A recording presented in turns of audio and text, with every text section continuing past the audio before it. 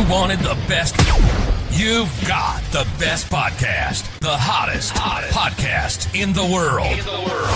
The Chris Voss Show, the preeminent podcast with guests so smart you may experience serious brain bleed. The CEOs, authors, thought leaders, visionaries, and motivators. Get ready. Strap yourself in. Keep your hands, arms, and legs inside the vehicle at all times, because you're about to go on a monster education roller coaster with your brain. Now, here's your host, Chris Voss. I'm Voss here from the ChrisVossShow.com. There you go, ladies and gentlemen. That sings it. That makes it official. Welcome to the big show. For 16 years and 2,500 episodes, I've been cutting off the Iron Ladies soundbite. And we need you to refer the show to your family, friends, and relatives. Go to goodreads.com/Chris Voss, LinkedIn.com/Chris Voss, Facebook.com/Chris Voss, and Chris Voss One, the TikTok. You just look for us on the internet. You'll find the Chris Voss Show everywhere. Probably too many places for that matter. Today we have an amazing young man on the show. We're going to be talking about his insightful new book. And as you guys know, one of my favorite topics, leadership, because leading is really important, especially in today's world. He's the author of the book that came out March 31st, 2017. It is entitled The Miracle Manager, Why True Leaders Rarely Make Great Managers, by Kevin G. Armstrong. We're going to get into it, and I'm smiling and laughing a little bit in my voice because, boy, do I know that's a true topic right there. So we're going to get into it with him. He is a best-selling Forbes Books author, TEDx speaker, and top EOS implementer who helps founders build businesses that run without them. He's delivered thousands of sessions turning chaos into clarity with systems that scale. If you're ready to escape the grind, embrace accountability, and lead with freedom, this episode's for you. Welcome to the show, Kevin. How are you? I'm fantastic, Chris. Thanks very much. That was a great introduction. I wish I wrote it. Well, I think someone from your PR department did. So I'd love to take credit for it. I'd be did a good job. Yeah, I'd like to take credit for it. I just riffed that off the spot. I don't even know you. So Kevin, give us your .coms. Where can people find you on the interwebs? So you can find me at kevingarmstrong.com, or eosworldwide.com is the management operating system, and you can view my profile and reach out to me if that interests you. And then if you want to really get the philosophy behind what we're talking about today, if you just go to YouTube and search "Stop Sending Ducks to Eagle School," that'll take you straight to my TED Talk. There you go. So give us a 30,000 overview. What's inside this book? What's inside the book is basically separating the role of leader and manager, and then really defining what a great manager is. It's also defining a leader, but people don't understand that coach and manager are really synonymous. Getting things done efficiently and effectively through others. It's a very unique skill set. And so it's completely different. And the problem is that I think we're really confusing our young people because we throw all this stuff at the wall in terms of this is leadership and that's leadership, and you stand in front of a group of high school students and say, raise your hands if you're a leader. They're afraid to raise their hands because they're no longer they're not sure what that is, or what does that mean. Yeah. And they do raise their hand and say, okay, so what is a leader to you? And you get, if there's 200 kids in the room, you get 200 different answers. So it's to me, it just makes society, not just organizations, especially organizations, but society in general, if we get very clear that a leader just looks to the future and does what they feel is right. I do a quick story. I go, Rosa Parks. Mm-hmm. Or even a simpler story, a kid up at Whistler, he's out drinking he goes skiing all day, skis hard. They go for dinner with his buddies. He drinks beer. He walks through this parking lot on the way home at 2:00 in the morning, and there's a garbage can turned over in the corner. So he goes over and picks up all the garbage. Nobody's around. It's completely dark. Mm-hmm. Seals the can and goes on his way home. Is that leadership? Raise your hands if you think that's leadership, and you will not get a consensus on that. Some people say yes. Really? Say, oh yeah. You won't get, people go, no, it's a good deed, and that, but what do you think on that? Well, it's leadership in its purest form. the fact is this kid was worried about, kids coming skiing in about 4 or 5 hours and bears hanging around.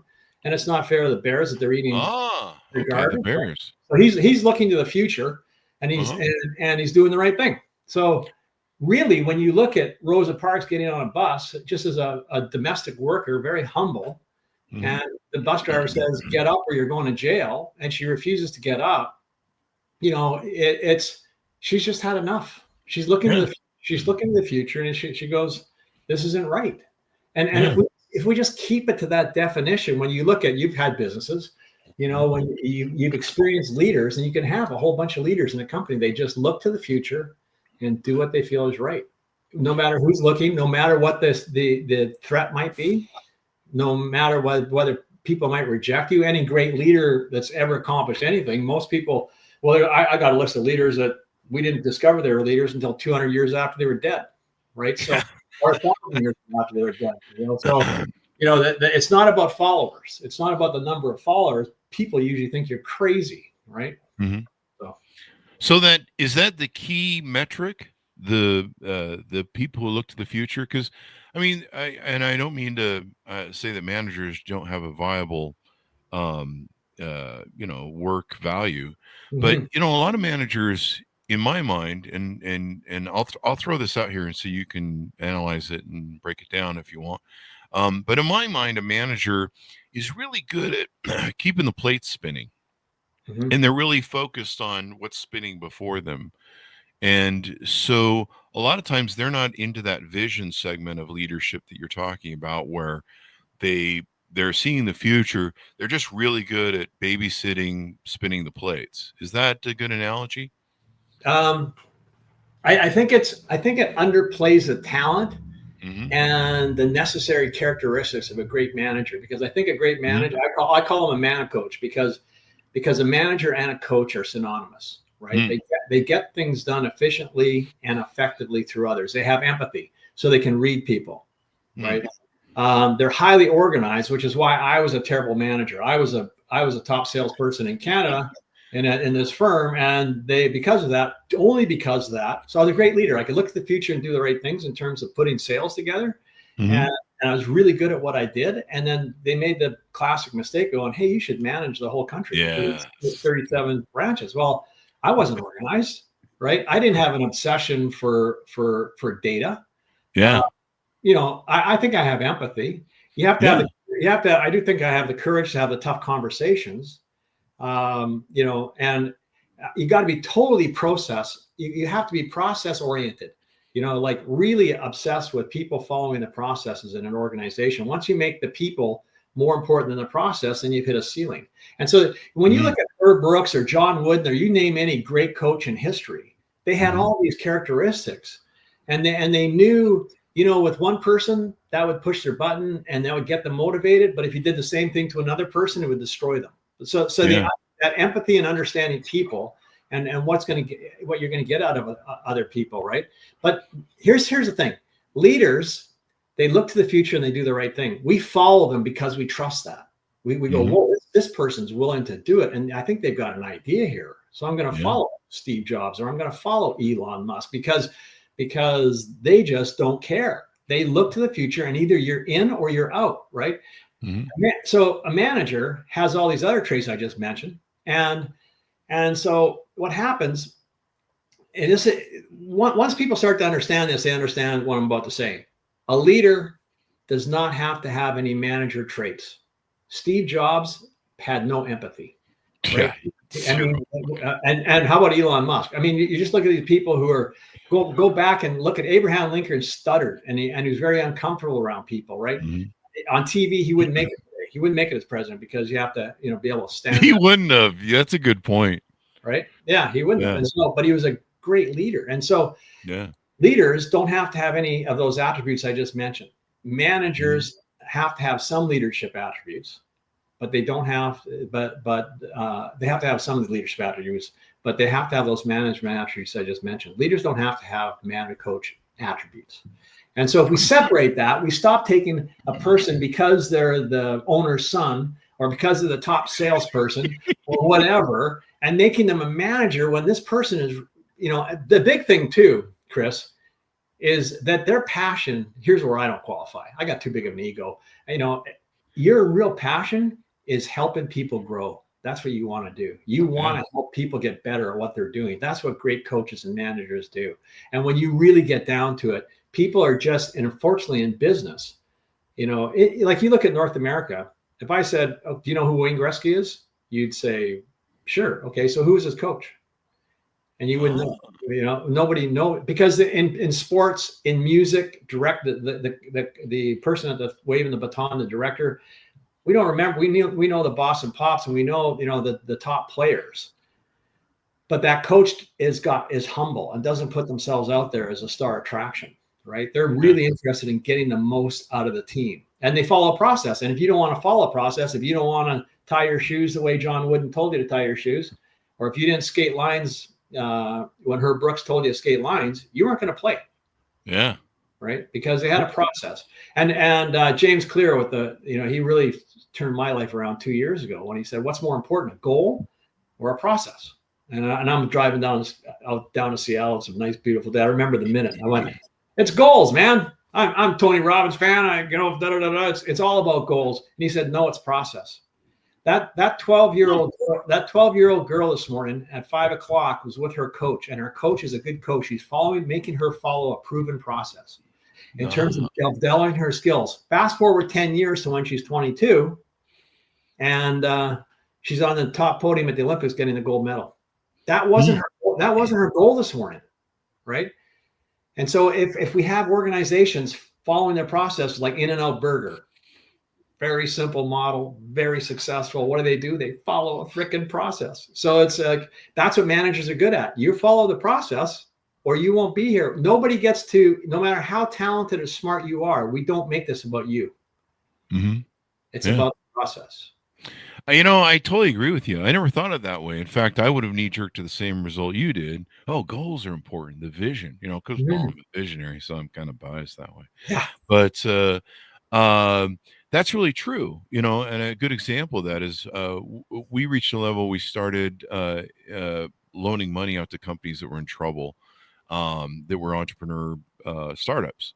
Mm-hmm. And we, back in the day, we put an ad in the paper, hey, we loan money to, entrepreneurs who were struggling or going through, whatever. 9 times out of 10, when we interview them, they had a great goal, a great vision. Sometimes the company started out with a working model, and then the model had changed, and they had it.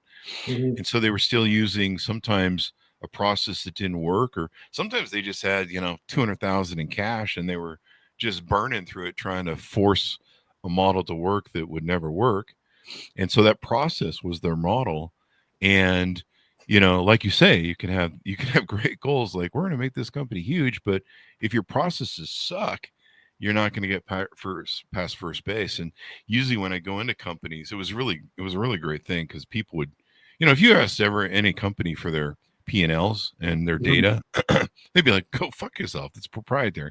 But if they need money, they would send us everything in the kitchen sink. And so it was great for looking at business models and business. But yeah, a lot of times their process had them on the way to bankruptcy. And it was they were finally, they'd gone through their burn rate of money, and they were about to hit the wall. And so, a lot of times we were just looking for people that, they were asset rich and cash poor. Mm-hmm. A lot of business brokers do that. They're the first ones on the site for someone who wants to sell a business or is in trouble. Yeah. So, but that's an example of where, process, if you got a crappy process, and I guess technically, yeah, if you think about it, any goal you aspire to, if you don't go about it the right way, you're never going to get there. Right.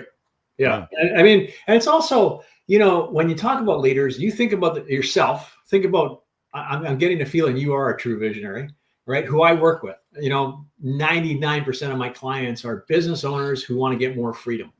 And some people say I'm just insane. Yeah, well, they're all insane. They're 80% chance you're ADD. That's me. ADD, ADHD, the CEO disease. Yeah, you start your own business because you couldn't stand being told what to do. Like, there's a whole profile on it. When I sit down with them, and I usually sit down with them when they're frustrated, and I go, okay, you're going to have to understand that I'm going to challenge you. that I'm going to piss you off in front of your team when we meet, Oh. right? And I'm going to pick on you. And because your team has to know that I'm not in your pocket. And what we're going to do is we're going to develop a team that can manage this business for you because your management sucks. And all you have to, when you think about it, what a great coach does is, like, the best story I've heard recently is Scotty Scheffler, right? Who's just knocking the planet off with golf, right? And Ted, I think it's Ted Scott. His caddy. So 4 years ago, Scotty Scheffler, basically Ted Scott took Bubba Watson to a couple of green jackets, right? And then Bubba had enough of them, so he let him go. So Scotty phones Ted Scott and says, Ted, would you, and he's thinking Ted's going to jump for this opportunity. It's Scotty Scheffler, Ted, would you like to be my caddy? And Ted Scott said, I don't think so. And he was just taken back, right? Like, what? He said, why not? And he goes, because we're going to have to do a lot of work on your emotional outburst, which is just typical of a visionary, right? Oh, yeah. True leader. And we're going to have to do a lot on when you get frustrated and your emotional outburst. And I don't think I don't think you'd be open to that, because it's going to be a deal breaker. And Scotty Scheffler was like, I think I can work on that, and then you find out Scotty Scheffler this year, even though he's like playing like crazy, his weakest part of his game is his putter. He went to a putting coach who changed his grip and changed the way he was swinging. And he was willing to give all that up with faith in this mana coach, right? Who could deliver. And he did, because now Scotty can never misses a 5-foot putt. Right. So it's, I could go. I hired a researcher when I first started on this book in 2005. I walked into a group of business owners. They were saying Wayne Gretzky just got the coaching gig in Phoenix Coyotes, and I said, just off the top of my head, I didn't know why I said he's not going to succeed, because it's a different skill set, right? Mm-hmm. Sure enough, he was there for 4 years. They would have fired him his first year, but he owned part of the team, right? He had losing 4 years as a coach. We got to stop taking these people who are leaders without evaluating what makes a great manager and throwing him in that or her into that role. Yeah. I found out the hard way over my companies. I mean, one of my early mistakes was taking my best salespeople and trying to make them a sales manager. Yeah. And boy, that fucking bombed hard. I learned the hard way about that one. That was painful, because you can't demote them at that point. And once you pull them out of the system that they're used to, it's hard to put them back or demote them. And, well, their ego's gone, so they're leaving. They're leaving, and now you've lost a great salesperson, right? Yeah, and you just shoot yourself in the foot.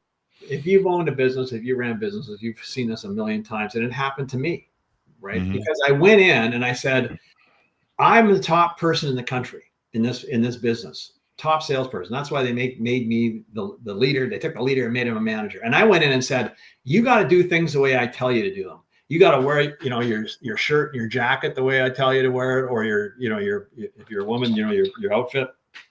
Got to be this color. Got to be sharp. Got to know your presentation. The presentation's got to be my presentation.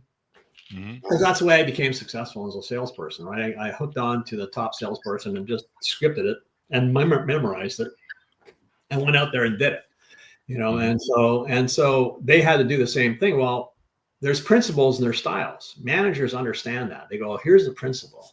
You can you can bring your own style to it, right? And we don't have to do it like I do it. And then there's the ego. There's no room for ego with a manager or coach, right? They're very humble, very, very humble. So are you saying that us big leaders are egomaniacs? Not always. Gino Wickman is a very humble person. I mean, here's a guy who you rarely see. I've never seen it.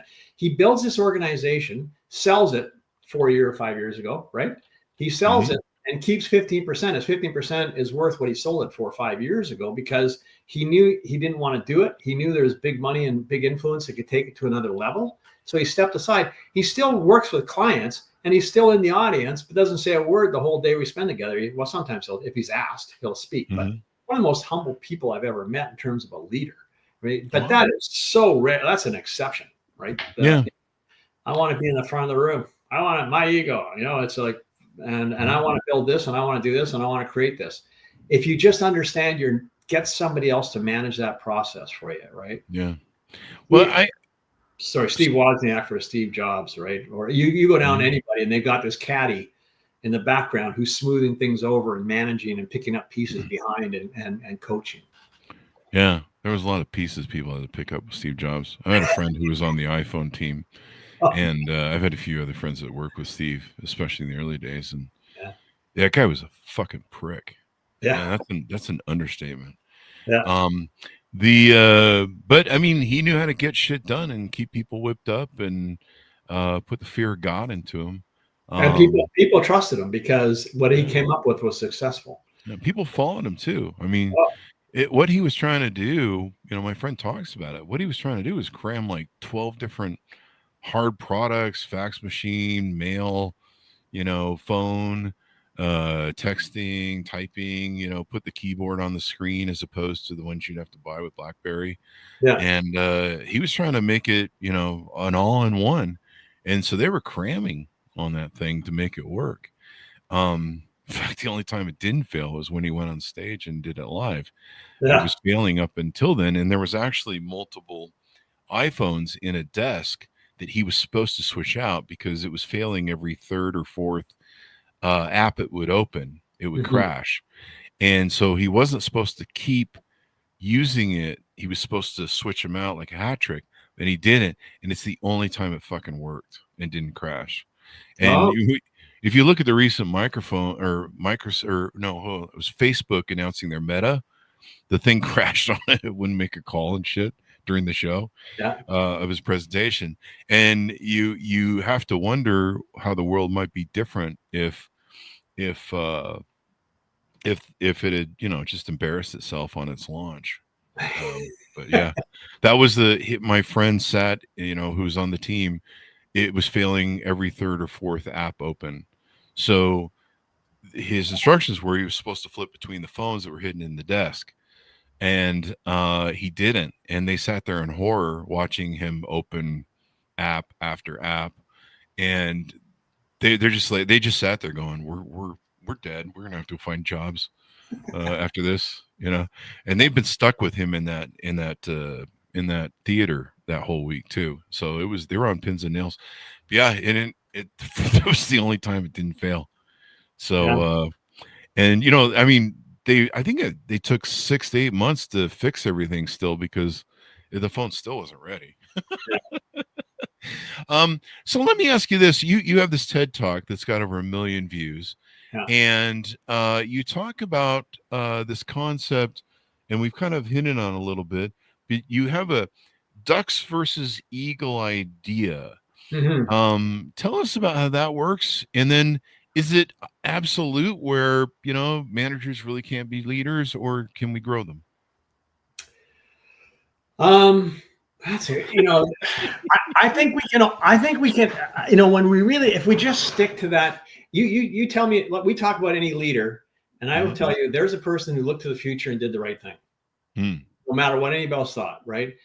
That's what I would like to teach young people, that it's just looking to the future and doing the right thing. In an organization, you can, if you start to say to people, you can be a leader, all you got to do is, look to the future and then make a decision and do the right thing, what you think is the right thing. Okay. So if we say that, then, then the managers, I went over the characteristics, right? Empathetic, willing to have tough conversations, obsessed about data. These are interdependent. You can't just go, well, I got 3 out of 5, so I'm good. No, you got to have every one of them, of those 7 things I mentioned. Oh, really? And I would think so, to be really good at coaching. And so, if you go to another conference and the speaker on the stage says, Chris, you need to work on your weaknesses. You need to get up and leave the room. All right. You're not genetically encoded. I love people. And the reason I love sales is I love the challenge of getting in front of somebody and screwing with their mind and take it and wait. I wanted to get them to no, and then I wanted to take that and I wanted to switch it around, and that would make my day, right? That's something I got off. My wife would, as an introvert, would rather snort rat poison. Okay? And when you say, can you change that? No, you cannot. she can take a spreadsheet, an Excel spreadsheet, and she can have 7 pages singing together Yeah. in about 27 minutes. I couldn't do that in 27 years. Okay. So, and I have and I remember taking a bookkeeping course because someone said, Kev, you're going to coach business owners. You should take a bookkeeping course and really understand accounting. I said, okay, I took a bookkeeping course. I was basically got an assignment on a Wednesday night, and I spent Friday night, Saturday, and Sunday trying to work out this project that we were assigned. I came back, and the girl next to me, I said, how long did you work on this project for? She got like 90% on it, and I got nothing. I got failed it. And she got like 90%. And I said, how long did you work on this for? And she goes, oh, about 3 hours. And I just got up and left the room because I'm not genetically encoded. It's not my talent. I have spent, I can't tell you how much I have spent on golf instruction in the last 20 years. And if I hit in the 80s, I'm happy. I've shot in the 70s once in my life with an honest score, right? So, but I have a friend that takes up golf 6 years ago, and all he does is watch freaking YouTube videos, and he's shooting in the low 80s. And he only took it up a year ago, right? Like that, he is just genetically encoded for this activity. So when you talk about ducks and eagles, it's not saying that ducks are bad. Ducks can swim like right? And if they have a swimming race with an eagle's going to lose every time. I don't even think the eagle will get in the water. So, they dive in and fly out. That's it. And so, they're totally genetically encoded differently. And so when I was in sales, I did sales training. I'm not really that good at a trainer, but it made more sense because I really understood what good to sales was. So I did sales training, but I wasn't a sales manager.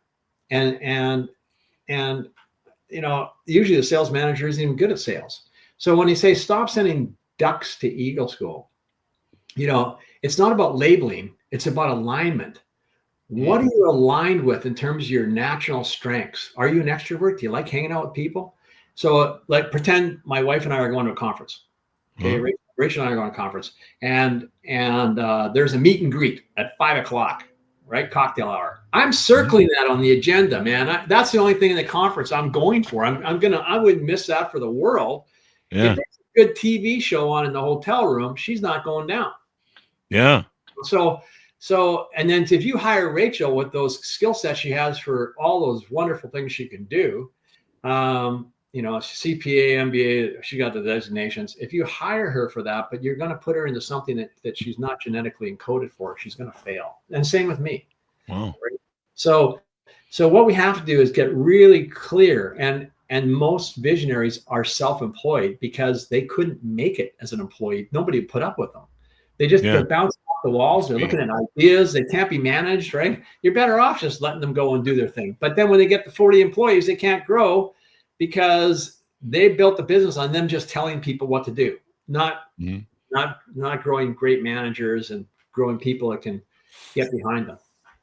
Yeah, I was lucky when I was young. I started several small businesses from 18 on, and then excuse me, around 22, my best friend that I'd known since junior high, of probably 12 years at that time, he had an idea for a business based upon where he was working. I knew how to implement it, because I'd started several companies, and we came up with the idea to run with it.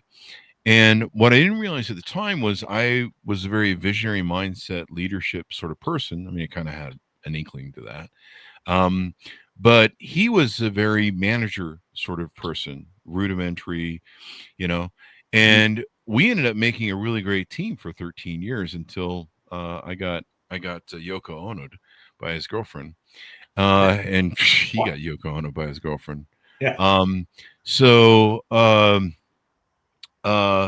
What was great about it was I could be the visionary and I could run around, building systems and then giving them to him to utilize. And he was great at that. You could give him I could design anything, I was the guy you could drop into Vietnam in the middle of the jungle. And by the time the management team arrives, I've got the basics running. I've got paths cleared. I'm ready to set up, but I don't do good. I die internally if I have to work systems that are repetitive. I die inside. And I get caught up in that sometimes because I play with my systems and you have to lay them out. Sometimes you get too embedded in them, But he was great where I could hand that to him. But if I ever needed innovation, if I ever needed problem solving, if I ever needed ideas, he was worthless. Yeah. So, I remember there was a couple times where we had some processes that, worked, and then the market changed and we started bleeding out. And I'm like, we got to fix this fast because we can't keep bleeding. And I sent him home several times with a yellow pad, and we'd use yellow pads back in the days just to blast out ideas. And I'm a puker, so I'll just puke like 5,000 ideas, Mhm. and I don't even worry if whether they're credible. I'm just like, try this, try that, try that. And sometimes you can build and assemble off that a strategy that wins. But he would come back and with nothing, and I'd be like, how do you hang out with me all day long? And I mean, you can't come up with one idea, like just anything. Like, Yeah. I don't know, throw rocks at a wall. Yeah. Just any fucking anything. Like one, you can't come up with one. Yeah. But that was the way he was, but that functioned really well for us as a partnership. Oh, if you can get, if you read my book, if you read Rocket Fuel by Mark Winters, it's an EOS book. If you read The Power of Two, it's when you can if you can learn how to work with each other, because he probably drove you crazy because you're so slow, and he had to think things through, and he was just driving you nuts. Yeah. And it's not that he's wrong. It's in somewhere then there's a middle. You make decisions way too fast. He makes them too slow. I mean, if you look at Walt Disney, would have never been who he was without his brother Roy. And totally personality, pal. He'd go to his brother and go, "Walt, we don't have enough money. You can't keep trying to perfect these. We got to get them out. The bank wants money, right?" And so it was just a really good symbiotic relationship where you have this person, and if you can bring on a partner, if you look at any successful partnership in golf, Williams with Tiger, you just go through all of these supportive roles with a visionary. It is magic, and I think it's essential. So yeah, and being able to identify that when you bring up people, when you promote them and stuff. I mean, can we? Do you think? I just want to keep kind of pushing this idea. Is it possible? We have all these people that do leadership trainings and leadership concepts. Is it possible to do enough leadership education, or is there just something about that spark of someone who can see a vision? Yeah, you can do the leadership training and more about, because leaders already are usually pretty high, have a high esteem of themselves, right? And they're outwardly they're very proud of what they do. Inwardly, they're as insecure as we all are, right? But when if you talk about business owner, a visionary, a leader, and you train them, we have training for that. There's training that you can go to for that, for visionary training. But as long as we're clear, is that the personality we're trying to train? Because a lot of people say, come to my leadership training, and it's really management coaching training. It's not training, right? And so, and this is where the confusion happens, because I'm going to make more money. It's the only thing in business in North America, is the only thing where I get to have the center spotlight and make the most money if I'm a great manager. And that shouldn't be the case. Our top salesperson should be in the newsletter every month. They should be getting all the money. I have business owners go, my top salesperson makes more money than I do. And I bet they should. They should make more money than you, right? Because this is your business. They're building it. You're going to have an asset at the end of this, at the end of the journey. They're not. And so they better be doing something with that money they're making. But man, if they're going out and they're making money, let them go, and get out of their way. Just get out of their way. So because they're a leader too. And so let them lead in sales, and let them and reward them and recognize them, right? And all that stuff. That as a manager, you only want to watch them grow and succeed. So why is it you're thinking you should make more money than them, that you should get more recognition than them, but only in business? Because in all sports, the coach is just on the sidelines. Sometimes we don't know his or her name. We know all the top players' names. We don't know the coach's name, right? They're just behind that line making things happen and making that team follow what is a very good process. Yeah. And it's kind of a team effort too. So it's not just about, do I make more than my top salesman? it's really all about the team, because most of your revenue is gonna, what's the 80-20 rule for most of your top salesmen? They're the guys who are bringing you 80% of your income. But taking care of that 20% of them that excel, that's gonna make your bank every month, because you're gonna be living on the curve. You can't live off of one top salesman, nor can you live off of just the whole crew of mediocre salesmen. You got to have that mix. And the 80-20 rule seems to always apply. So as we round out the show, let's talk about some of the offerings you have on your website. I think you want to talk about EOS Business Systems and a few other things you offer there. Yeah, I mean, most of my work is implementing a proven process for people like you when you were a business owner, right? And sitting down and saying, hey, here's a process. It's very simple. It works. We have 40,000 clients that have gone through it. And the client I've been working with for 14 years, I had a 2-day annual with them, part of our process. I had a 2-day annual last Thursday and Friday. They've grown their business. They've doubled it every 4 years for the last 8 years. So basically they doubled their business twice by and he will tell you it's because they followed this management system, and he's working half the amount of time. There's a saying, the more I work in my business, the less it's worth. And so some of the objections when people are listening to this, they go, well, you can't bring the same templated business system to my business because my business is different. And I go, hey, let me ask you a question. Does everybody have a blueprint of what you're trying to build, a business plan in terms of where we're going to be in 5 years and what has to be achieved in 1 year to get there? And is it all in writing? Because if it's not in writing, it doesn't exist. Do you have all the people, the right people in terms of good people who meet your core values and are aligned with your core values, and also they know how to do their jobs, and they're in the right seat, right person, right seat? Do you have a way of measuring their progress on a weekly basis? Do you have a measure? Do they all have a number that they have to achieve, right? Is there a way where they can regularly meet and discuss their issues?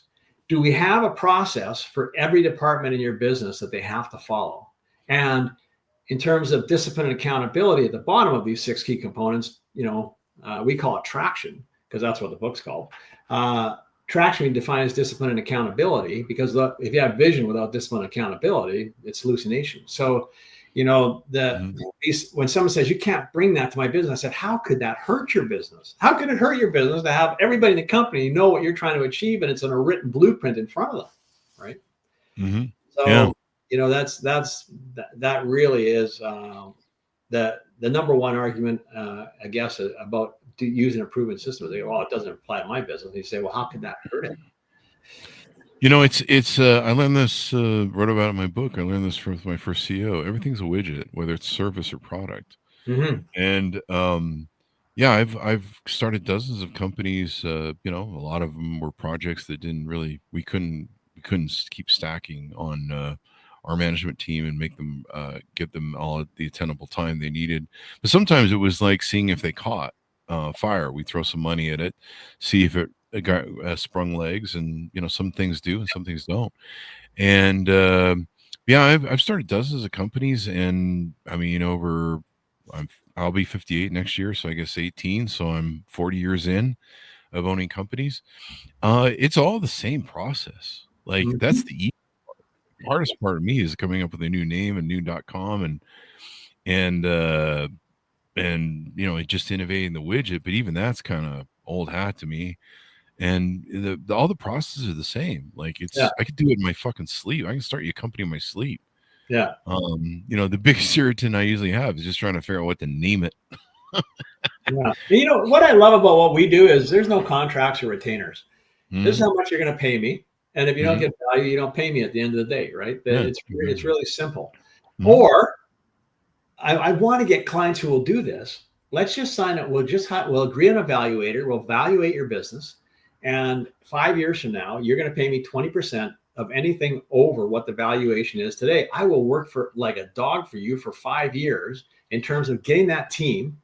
The more you as Chris, the more as you work in your business, right? The less it's worth. So what the whole process over the next 5 years will be pulling you out and getting these managers to step up or get out in terms of doing those roles that they need to do in terms of finance, sales and marketing, operations. The 3 companies that I manage that sold this year that I work with, would have had to pay me between them about $49 million on that Wow. deal, right? So I'm happy. I am so happy to sign a one-pager and just get your team and your company aligned with the vision, following the processes, and holding each other accountable. And then magic starts to happen. Yeah, there you go. Well, it's been wonderful to have you on. Any other final thoughts as we go out that we missed that you want to plug? No, I mean, buy the book Traction, There you or go. Get a Grip by Mike Payton. Take a look at that. And then if you want to reach out to me, you would just go to if you just have questions. I mean, if you're somewhere in the US, I only service like Seattle to Vancouver, BC, and that's it. And so I will do some clients. I just got back from Anchorage yesterday.